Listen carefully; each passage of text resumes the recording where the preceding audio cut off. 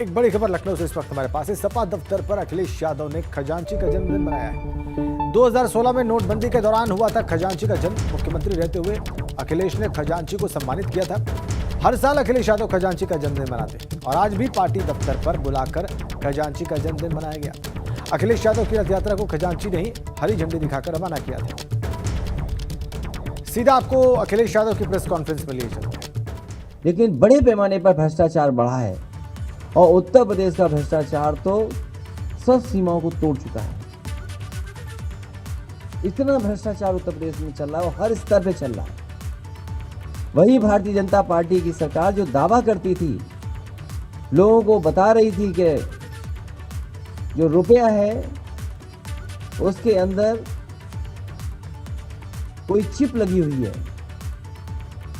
याद कीजिए वो समय, जो भारत के प्रतिष्ठित चैनल हैं वो इस बात की बहस कर रहे थे कि जो नया रुपया आएगा वो ऐसा है जिसके अंदर चिप होगी और पता लग जाएगा कि वो रुपया कहाँ गया है। कम से कम भारतीय जनता पार्टी को आज बताना चाहिए, खजांची का जन्मदिन मनाना चाहिए और कम से कम उपहार में कुछ देना चाहिए। और उस समय भी मैंने कहा और आज भी मैं वही बात कहता हूं, हमारा आपका लेन देन काला सफेद होता है, रुपया सफेद नहीं होता। कहीं ना कहीं भारतीय जनता पार्टी ने जानबूझ करके जनता को परेशान करने के लिए, जनता कम से कम ये तानाशाही समझ पाए कि तानाशाही क्या हो सकती है, इसलिए जनता को परेशान करने के लिए जानबूझ करके नोटबंदी की गई। और कम से कम आज इतने साल गुजर गए हैं तो भारतीय जनता पार्टी को उसके फायदे बताने चाहिए। जो रिजर्व बैंक है उसके साथ जो हुआ वो भारतीय जनता पार्टी की सरकार है, वही बता सकते हैं। अच्छा, उस समय एक पत्रकार जिन्होंने किताब बाद में लिखी, द बिलियनर राज, जेम्स क्रेप्टी, उनसे भी मेरी बात हुई थी। जो बात मैंने उनसे कहा कि रुपया काला सफेद नहीं होता, हमारा आपका लेन देन काला सफेद होता है, उन्होंने वो बात किताब में लिखी। अभी कुछ दिन पहले मुझे किताब मिली थी तो किताब पढ़ी, उसमें वो लाइन आज भी लिखी हुई है। तो आज जो अर्थव्यवस्था के हालात हैं वो अगर किसी ने पैदा किए हैं तो भारतीय जनता पार्टी के गलत फैसलों से। न जाने कितने लोगों को अपने ही पैसे के लिए लाठी खानी पड़ी। पैसे लेने गए, रुपए निकालने गए तो लाठी खाई उन्होंने, अपमानित होना पड़ा। उस समय जो सपने दिखाए गए थे, जो बातें बताई गई थी, वो आज कहां है सच्चाई उसकी। और उसके साथ साथ जो आज अखबारों में छपा है, सुप्रीम कोर्ट ने जिस तरीके से संज्ञान में लिया है, ये बात तो समाजवादी पार्टी पहले दिन से कह रही है कि जब तक भारतीय जनता पार्टी यहां सरकार में है, न्याय की उम्मीद छोड़ दीजिए। और 3 इंजन, डबल इंजन नहीं, ट्रिपल इंजन कानून व्यवस्था को ध्वस्त कर रहे हैं। दिल्ली वाला इंजन, लखनऊ वाला इंजन और लखीमपुर वाला इंजन। ये डबल इंजन की सरकार नहीं ध्वस्त कर रही कानून व्यवस्था, ये ट्रिपल इंजन की सरकार कानून व्यवस्था को ध्वस्त कर रही है। और हाल ही में फतेहगढ़ में क्या हुआ, जेल में ठोको नीति का परिणाम क्या हुआ। आज कौन किसको ठोक रहा है यही नहीं पता है। कैदियों ने जेलर, डिप्टी जेलर, पुलिस सबको ठोक दिया, कई अस्पताल में भर्ती होने पर। और एसआईटी पर सवाल खड़े हुए हैं। ये एसआईटी पे सवाल समाजवादी पार्टी या कोई दल नहीं खड़ा कर रहा है, माननीय सुप्रीम कोर्ट ने खड़ा किया सवाल। और एसआईटी की पहली जांच नहीं है, किसको फंसाना है, किसके पीछे लगाना है, एसआईटी किस दिशा में जांच ले जाए, ये सरकार और भारतीय जनता पार्टी तय करती है। आखिरकार एसआईटी की अपनी जांच कब होगी, उसकी मॉनिटरिंग कौन करेगा। ये सभी संस्थाओं को ध्वस्त करने का काम कर रही भारतीय जनता पार्टी। इनके फैसले संस्थाओं को खत्म कर रहे हैं। इसलिए 22 में बदलाव हो करके रहेगा। मुझे खुशी है इस बात की कि हमारे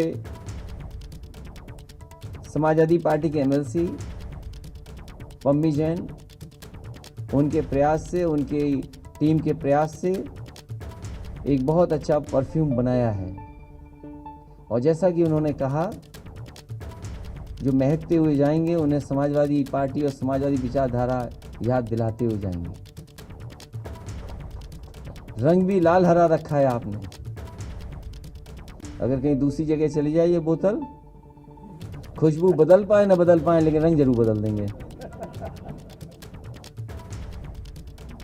और जब ये हमारे पत्रकार साथी लगा कर जाएंगे तो समाजवादी खुशबू वहां भी पहुंच जाएगी। वो जान जाएंगे कि कौन आने वाला है। उत्तर प्रदेश को बर्बाद करने का काम अगर किसी ने किया है तो भारतीय जनता पार्टी ने लगातार उत्तर प्रदेश को 4.5 साल में पीछे कर दिया, बर्बाद कर दिया। हमारे व्यापारी लोग बैठे हैं, इनसे पूछिए व्यापार की क्या हालत है। व्यापारियों ने आत्महत्या की है, छात्र नौजवानों ने आत्महत्या की है, किसान ने आत्महत्या की है। कोई जवाब है सरकार के पास? क्या किसानों ने जहां आत्महत्या की हो, व्यापारियों ने बड़े पैमाने पर आत्महत्या कर ली? कोई जवाब है सरकार के पास? आज आत्महत्या में हम आगे जा रहे हैं, कोई है जवाब सरकार के पास? ये सरकार बड़े लोगों के लिए है।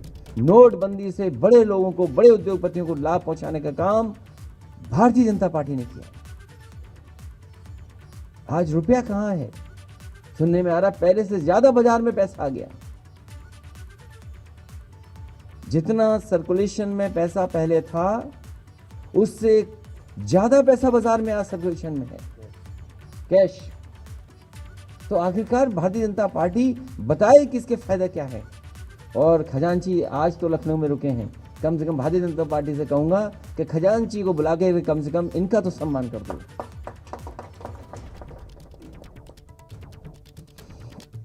इन्हीं शब्दों के साथ जिन्होंने खजांची को उपहार के रूप में कुछ न कुछ सहयोग किया है, मैं उन सभी लोगों का बहुत बहुत धन्यवाद देना चाहता हूं। और खजांची है इसलिए वो समझता है पैसा कहाँ है। एक हमारे विधायक धरने पर हैं, हमारी अपील है उनसे कि जो सरकार बहरी हो और अंधी भी हो गई हो, उसके खिलाफ क्यों लड़ते हो? वो भी भूख हड़ताल में बैठे हो। आप छोड़िए धरना, स्वस्थ होइए और स्वस्थ होकर के सरकार के खिलाफ लड़ने की तैयारी करिए। हमारी अपील है, हमारे लीडर ऑपोजिशन जाएंगे और उनको भूख हड़ताल से हटाने का काम करेंगे। उनसे अपील करेंगे कि भूख हड़ताल पे अब न बैठें। और जो लोग शामिल हुए हैं, मैं उन सभी लोगों का समाजवादी पार्टी में आने पर उनका स्वागत करता हूं, बधाई देता हूं। इससे पार्टी और मजबूत होगी, विचारधारा और लोगों तक पहुंचेगी। हमें भरोसा है कि समाजवादी पार्टी को मजबूत बनाने के लिए लगातार आप जनता को जोड़ने का काम करेंगे। ठीक है।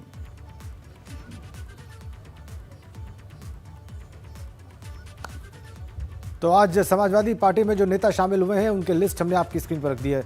दिव्या गंगवार, चौधरी प्रदीप सिंह पटेल, रविशंकर गंगवार, वीरेंद्र कुमार गंगवार, ये सभी बहुजन समाज पार्टी से समाजवादी पार्टी में आए हैं। और अभी अभी पूर्व मुख्यमंत्री अखिलेश यादव ने इनका स्वागत किया है। लाइव आप देख रहे थे अखिलेश यादव।